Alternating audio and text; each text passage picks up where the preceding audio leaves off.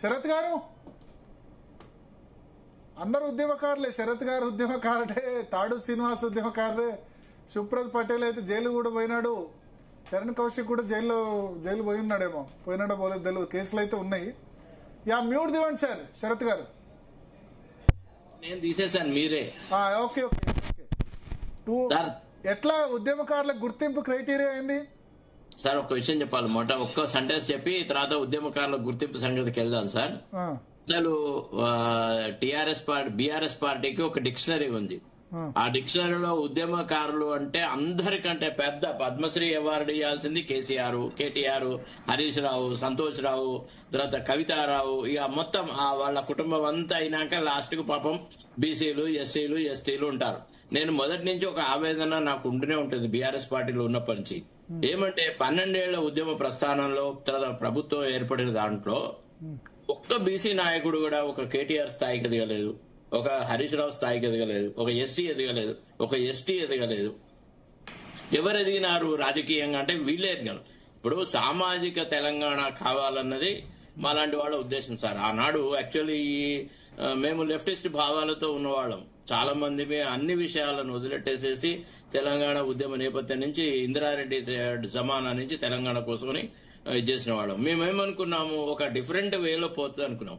మాకేం తెలుసు లక్షల కోట్ల ఆస్తులన్నీ ఒక్క కుటుంబానికే వస్తాయి, ఇటనే జరుగుతుందని మేము ఊహించలేదు. అందుకే మేము విభేదించినాము, తర్వాత రకరకాల వచ్చినా సరే. ఆఫ్ కోర్స్ ఇప్పుడు బీఆర్ఎస్ ని విభేదించి బయటికి వచ్చిన వాళ్ళు బీఆర్ఎస్ కు ప్రథమ శత్రువులు, కానీ తెలంగాణ ఉద్యమాన్ని వ్యతిరేకించిన వాళ్ళు వాళ్ళకి ప్రథమ మిత్రులు. ఇది ఒక డిఫరెంట్ ప్యాటర్న్ లా పోతుంది. సరిగా క్రైటీరియానికి వస్తే మీరన్న పాయింట్ నేను సపోర్ట్ చేస్తాను. అదేమంటే కేసులు అనేది క్రైటీరియన్ కాకూడదు. ఎందుకంటే కేసుల కోసమేనంటే ఇప్పుడు కేవలము వీడియో కెమెరాల కోసమనే కొంతమంది ఆస్థాన, ఇప్పుడు ఆయన మన తాడూరి అన్నట్టుగా నాలాంటి ఆస్థాన విద్వాంసులు అని అన్నాడు ఆయన. మళ్ళా నాకు బాధ అయింది, ఎందుకంటే ఒక నిమిషం అయ్యో బాధ అయిందా, నేను కొంత నవ్విద్దామని అన్నా.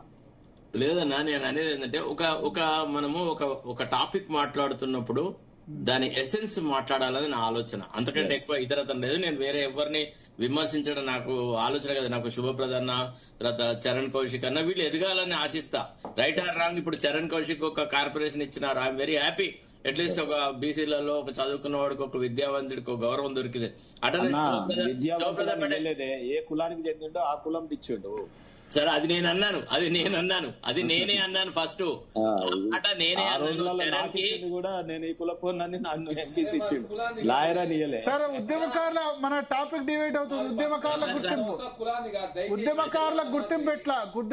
గుర్తింపు ఎట్లా సార్? ఒకటి ఉద్యమకారుల గుర్తింపు అంటే ఇప్పుడు ఆ రోజు మనం ఫ్రీడమ్ ఫైటర్స్ ని రికగ్నిషన్ కోసం చెప్పి ఒక కమిటీలు పెట్టినాం కదా, 2 కమిటీలు పెట్టినా. అఫ్ కోర్స్ ఆ కమిటీలు వాళ్ళు కూడా లంగ పనులు చేసినారు. ఎందుకంటే పాత ఏరియాస్ ని తీసుకొని గుర్తింపులు ఇచ్చినారు, హయగ్రీవాచారి వాడు వీడు అవన్నీ గొడవలు పడ్డారు. కానీ ఏది ఏమైనా కొద్దిగా ట్రాన్స్పరెంట్ ప్రొసీజర్ లో కేసులు అనేది మాత్రం ప్రధాన అంశం కాకూడదు. ఎందుకంటే లక్షలాది మందిని అవమానపరిచినట్టు అవుతుంది. వీళ్ళు ఉద్యమకారులకు గుర్తింపు ఇచ్చినా ఇవ్వకున్నా సంకుచితమైనటువంటి ఒక క్రైటీరియన్ పెట్టేసేసి నిజమైన ఉద్యమకారులను తర్వాత ఇతరులను దూరం పెడితే మాత్రము ఇంకా ఎక్కువ చెడ్డ పేరు వస్తుంది. లక్షలాది మందికి సాయం చేయడం కూడా సాధ్యం కాదు. మరి మీరు అన్నట్టు లక్షలాది మంది అంటే కూడా మళ్ళీ లక్షలాది మందికి సాయం చేయమని అనట్లేదు సార్. దాంట్లో 250 గజాలంటే లక్షలాది మంది 250 అంటే భూప్రపంచం సరిపోదు అన్ని గజాలు ఇచ్చేందుకు. సార్ ఒక విషయం చెప్పనా సార్, ఇందులో ఎకనామిక్ క్రైటీరియన్ పెట్టచ్చు, తర్వాత ఇతరత్రమైన క్రైటీరియన్ పెట్టచ్చు. ఇప్పుడు ఫర్ ఎగ్జాంపుల్ నాలాంటి వాడు ఉన్నాడు అండి, నేను అడుగుతానా వాళ్ళ భూమి జాగలి ఇవ్వమని, లేకపోతే అడుగుతానా? ఏముంటది, పార్టిసిపేషన్ అయినాడు, కాలేదు అంటే ఓకే రైట్ ఫైన్. ఇప్పుడు మనం అనునిత్యం బీఆర్ఎస్ ని విమర్శిస్తున్నాడు, కాంగ్రెస్ లో విమర్శిస్తున్నాడు, వాడు వీడు ఉద్యమకారుడే కాదని అన్నా చాలా సంతోషపడతాం. ఎందుకంటే మనకేం ఫరక పడదు. ఎందుకంటే మనం ఏదో గుర్తింపు వస్తుందని ఆనాడు ఉద్యమంలోకి రాలేదు, ఆ విషయం అందరికీ తెలుసు. అంటే విషయం ఏంటంటే ఇది ఒక గౌరవప్రదమైనటువంటి అవకాశం.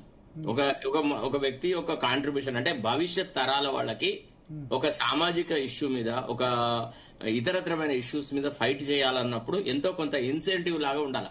అంతేగాని ఇది జీవనోపాధి కాదు, లేదా జీవితాంతం వీళ్ళు ఇచ్చే పెన్షన్ మీద బతకడము కాదు, అట్లాంటిది ఏది లేదు. కాకపోతే బ్రాడర్ పర్స్పెక్టివ్ లో వీళ్ళు అందరితో చర్చించాలి. తర్వాత ఈ కోదండరాం నేతృత్వంలో ఏదైనా జరుగుతుందంటే మాత్రం చాలా డేంజరస్ సార్. ఎందుకు అని అంటే కోదండరాముకి ఎంతో కొంత ప్రాధాన్యత కేసీఆర్ ఇవ్వడం వల్ల జేఏసీ చైర్మన్ అది ఇది వచ్చాడు. అంతకుంటే ముందు పెద్ద ఉద్యమాల్లో కేసీఆర్ కోదండరాం మొదటి నుంచి లేడు sir. Please for kind information. ఎందుకంటే కోదండరాం మాట్లాడితే మేము అంత లేచిపోయేది, ఇవ్వడం పట్టించుకోకపోదు. ఎప్పుడైతే 2009 నుంచి ఆయనే క్రూషియల్ కదా. అయింది కానీ చెప్తున్నాను మేము అనేది ఆయన ఒక్కడే. ఇప్పుడు ఏంటంటే ఇప్పుడు రేవంత్ రెడ్డి ఫాండ్ ఆఫ్ కోదండరాం, అన్ని కోదండరాం నేతృత్వంలో చేయాలంటాడు. అట్టయితే మాత్రం ఆయన చాలా మందిని పొందబెడతాడు. కాబట్టి దయచేసి బ్రాడ్ స్పెక్ట్రమ్ లో ఉండాలా, బ్రాడర్ ఆస్పెక్ట్ లో ఉండాలి. అన్ని రకాల వాళ్లను అంటే అఫ్ కోర్స్ అందరినీ సంతృప్తి పరచలేకపోయినా కనీసం ఒక 70% సంతృప్తి పరిచేలాగా ఆ గుర్తింపు ఐడెంటిఫికేషన్ క్రైటీరియా అనేది తయారు చేయాలని నా ఆలోచన సార్. అందులో జర్నలిస్ట్ సంఘాలతో మాట్లాడాలి, ఉపాధ్యాయ సంఘాలతో మాట్లాడాలి, ఎంప్లాయీస్ అసోసియేషన్స్ తో మాట్లాడాలి. ఎందుకంటే అందరూ ట్రై చేస్తున్నారు. ఆర్టీసీ సంఘాల వాళ్ళతో మాట్లాడాలి, సింగరేణి కాలనీస్ వాళ్ళతో మాట్లాడాలి. పాపం ఎంతమంది ఎన్ని రకాలుగా కృషి చేసినారు అనేది మనం కళ్ళతో చూసినాం కదా సార్. ఇప్పుడు ప్రతిదానికి ఈయనను కోదండరావును పెబ్బ చేసి వ్యవహారాలు చేస్తా అంటే మాత్రం సార్ ఆ గుర్తిపోవద్దు, అది ఏది వద్దు, నమస్కారం పెట్టి పక్క తప్పుకోవడం ఒకటే బెస్ట్ సార్. మరి ఎవరు అమికబుల్ క్యాండిడేట్? జేఏసీ కన్వీనర్ ఆ సమయంలో ఆయన సార్. ఆయనను ఒక మెంబర్ గా ఉండనీయమన్నాడు సార్, నువ్వు అభ్యంతరం లేదు. కేశవరావు గారు ఉన్నారు, మెంబర్ గానే ఉన్నారు. కేశవరావు గారు కన్వీనర్. చెప్తున్నాను. ఇప్పుడు వాళ్ళు ఏంటంటే వాళ్ళు ఇప్పుడు కాంగ్రెస్ అనుబంధ బృందంలాగా గుర్తింపు ఇస్తాము అని అంటే మాత్రం ఒప్పుకోరు సార్.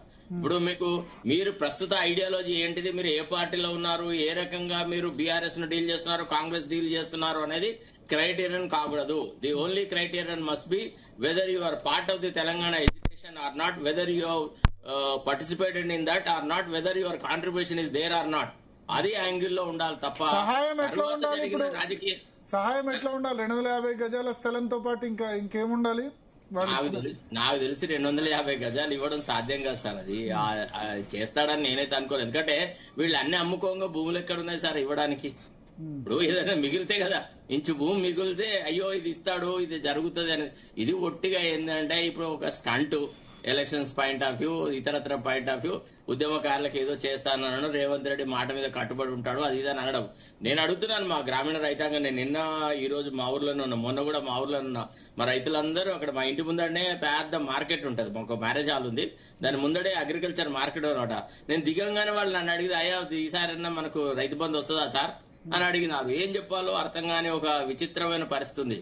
ఖరీఫ్ లో, రబీలో రైతు బంధు 2 ఎకరాలకి ఇచ్చి ఎగ్గొట్టినాడు, 40 రోజులలో ఇస్తా అని ఆపేసినాడు. అసలు మనకి క్లారిటీ ఇవ్వాలి, ప్రజలకి కొన్ని విషయాలలో క్లారిటీ ఉండాలి. నేను అనేది ప్రభుత్వ పరంగా 5 ఎకరాలకు ఇస్తాం, 10 ఎకరాలకు ఇస్తాం, ఈసారి ఇంత ఇస్తాం, ఈసారి ఇవ్వము, ఆర్థిక పరిస్థితి బాగాలేదు ఇవ్వమని చెప్పాలి. కానీ అట్లా ఉద్యమకారులను కూడా ఇట్లనే ఒట్టిగానే మీకు ఏదో చేస్తున్నట్టుగా కమిటీలు పెట్టుడు, మీటింగుల తర్వాత మీటింగులు, ఏం తేల్చకపోవడం, ఇట్లా నాంచడము వ్యవహారాలు చేయొద్దు. రేవంత్ రెడ్డి మార్కు సాయం అయితే వద్దు సార్. ఏదన్నా నిజమైన ఉద్యమకారుల సాయం. ఎందుకంటే రేవంత్ రెడ్డి ఉద్యమకారుడు కాదు. మా ప్రాబ్లం ఎక్కడ వస్తుందంటే ఈ రాష్ట్ర ముఖ్యమంత్రికే ఉద్యమంతో సంబంధం లేదు. ఎప్పుడు కూడా తెలంగాణ ఆకాంక్షను అతను సమర్థించిన సందర్భాలు లేదు, కాకపోతే వ్యతిరేకించిన సంబంధాలు. తర్వాత ఆయన ఇంక్లినేషన్ కూడా టువర్డ్స్ ఆంధ్రానే ఉంది. కాబట్టి ఈ చేసే పనుల మీద నేనైతే I take it with pinch of salt. దీన్ని అంత ఫేస్ వాల్యూలో ఇప్పుడు ఏదో రేపు ఉద్యమకారులకు ఏదో స్వర్ణయుగం వస్తుందని నేనైతే భావించట్లేదు సార్. శ్రీనివాస్ గారు.